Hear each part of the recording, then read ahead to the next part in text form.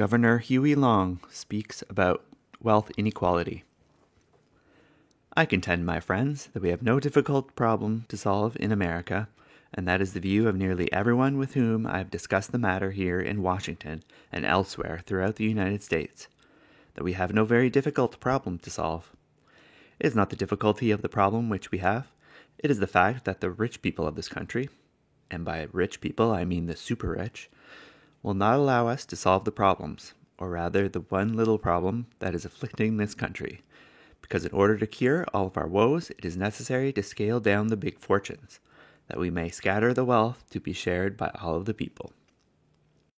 I believe that was the judgment and the view and the law of the Lord, that we would have to distribute wealth every so often, in order that there could not be people starving to death in a land of plenty, as there is in America today. We have in America today more wealth, more goods, more food, more clothing, more houses than we have ever had. We have everything in abundance here. We have the farm problem, my friends, because we have too much cotton, because we have too much wheat, we have too much corn, and too much potatoes. We have a home loan problem, because we have too many houses, and yet nobody can buy them and live in them. We have trouble, my friends, in this country because we have too much money owing, the greatest indebtedness that has ever been given to civilization, where it has been shown that we are incapable of distributing the actual things that are here, because the people have not money enough to supply themselves with them, and because the greed of a few men is such that they think it is necessary that they own everything, and their pleasure consists in the starvation of the masses, and in their possessing things they cannot use, and their children cannot use, but who bask in the splendor of sunlight and wealth, casting darkness and despair and impressing it on everyone else. So therefore, said the Lord in effect, if you see these things that now have occurred and exist in this and other countries, there must be a constant scattering of wealth in any country if this country is to survive. Now, my friends, if you were off on an island where there was 100 lunches, you could not let one man eat up the 100 lunches, or take the 100 lunches and not let anybody else eat any of them. If you did, there would not be anything else for the balance of the people to consume. So we have in America today, my friends, a condition by which about 10 men dominate the means of activity and at least 85% of the activities that you own. They either own directly everything, or they have got some kind of mortgage on it, the very small percentage to be accepted. They own the banks, they own the steel mills, they own the railroads, they own the bonds, they own the mortgages, they own the stores, and they have chained the country from one end to the other until there is not any kind of business that a small, independent man could go into today and make a living. And there is not any kind of business that an independent man can go into and make any money to buy an automobile with. And they have finally and gradually and steadily eliminated everybody from the fields in which there is a living to be made, and still they have got little enough sense to think they ought to be able to get more business out of it anyway. If you reduce a man to the point where he is starving to death and bleeding and dying, how do you expect that man to get hold of any money to spend with you? It is not possible. Then, ladies and gentlemen, how do you expect people to live when the wherewith cannot be had by the people?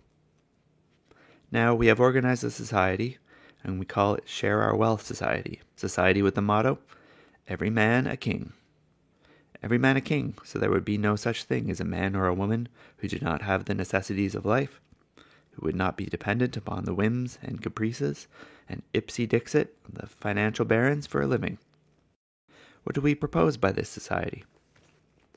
We propose to limit the wealth of big men in the country. There is an average of $15,000 in wealth to every family in America. That is right here today. We do not propose to divide it up equally. We do not propose a division of wealth, but we propose to limit poverty that we will allow to be inflicted upon any man's family.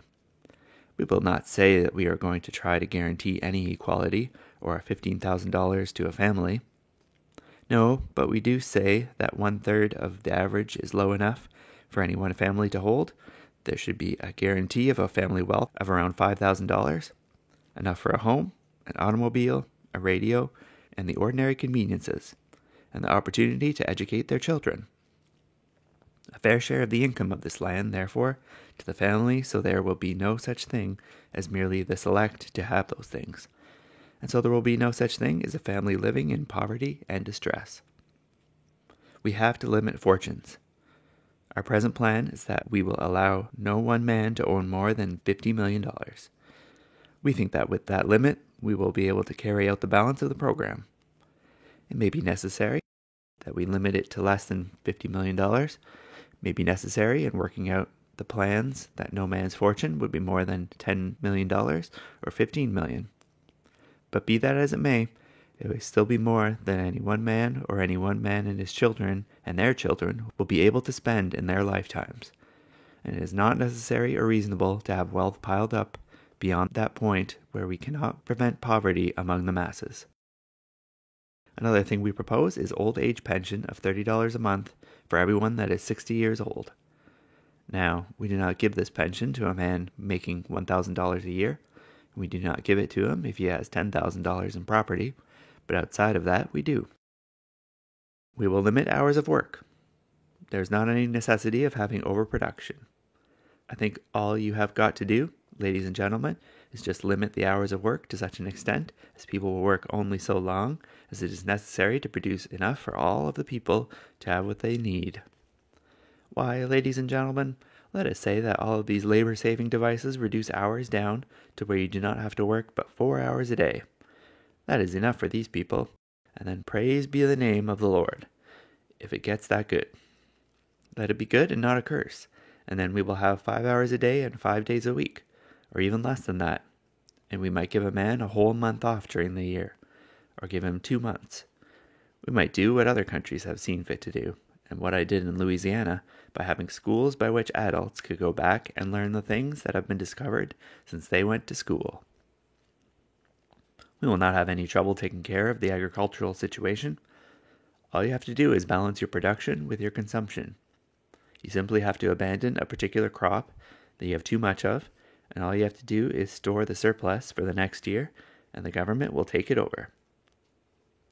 Those are the things we propose to do. Every man a king. Every man to eat when there is something to eat. All to wear something when there is something to wear. That makes us all a sovereign. And we ought to take care of the veterans and the wars in this program. That is a small matter. Suppose it does cost $1 billion a year. That means that the money will be scattered throughout this country. We ought to pay them a bonus. We can do it. Now, my friends, we've got to hit the root with the axe. Centralized power in the hands of a few, with centralized credit in the hands of a few, is the trouble. Get together in your community tonight or tomorrow and organize one of our Share Our Wealth societies. If you do not understand it, write me and let me send you the platform. Let me give you the proof of it. This is Huey P. Long talking, United States Senator, Washington, D.C. Write me and let me send you the data on this proposition. Enroll with us. Let us make known to the people what we are going to do. I will send you a button, if I've got enough of them left. We have got a little button that some of our friends designed, with a message around the rim of the button, and in the center, every man a king. Now that I have but a minute left, I want to say that I suppose my family is listening in the radio of New Orleans, and I will say to my wife and 3 children that I am entirely well and hope to be home before many more days, and I hope they have listened to my speech tonight, and I wish them and all of their neighbors and friends everything good that may be had. I thank you, my friends, for your kind attention, and I hope you will enroll with us, take care of your own work and the work of this government, and share or help in our Share Our Wealth societies.